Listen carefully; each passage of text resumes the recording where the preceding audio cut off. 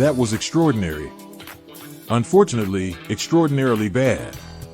Praise a stranger with a few nice words and he becomes a stranger that calls you a friend. My advice would be, if you want to pursue a career in the music business, don't.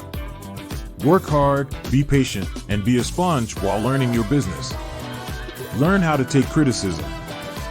Follow your gut instincts and don't compromise. If your lifeguard duties were as good as your singing, a lot of people would be drowning. My own saying is, create the hype, but don't ever believe it. The object of this competition is not to be mean to the losers, but to find a winner. The process makes you mean because you get frustrated. Kids turn up unrehearsed, wearing the wrong clothes, singing out of tune, and you can either say, "Good job," and patronize them, or tell them the truth, and sometimes the truth is perceived as mean.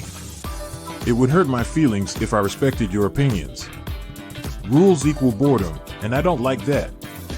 My dad did teach me a very important lesson about people when he explained to me that everybody around you will have an invisible sign on their head, which says, "Make me feel important." Being different is good. Embrace it.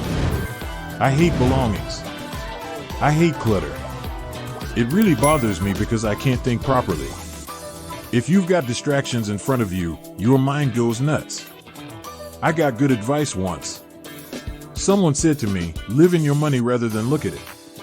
No, what I am doing is kind by telling people who are useless, do something that you're good at. You know what the secret to weight loss is? Don't eat much. Not everybody is perfect, and I don't think we should be looking for perfect people. My dad said to me, "Work hard and be patient." It was the best advice he ever gave me. You have to put the hours in. The secret of my success is that I make other people money. And never, ever be ashamed about trying to earn as much as possible for yourself if the person you're working with is also making money. That's life. I think you have to judge everything based on your personal taste. And if that means being critical, so be it. I hate political correctness. I absolutely loathe it. I want people to understand that from the minute Lady Gaga arrived, she created a new set of rules. Being different is good. Embrace it. You are a saucy little thing, aren't you? For the music business, social networking is brilliant. Just when you think it's doom and gloom and you have to spend millions of pounds on marketing and this and that, you have this amazing thing now called fan power. The whole world is linked through a laptop. It's amazing.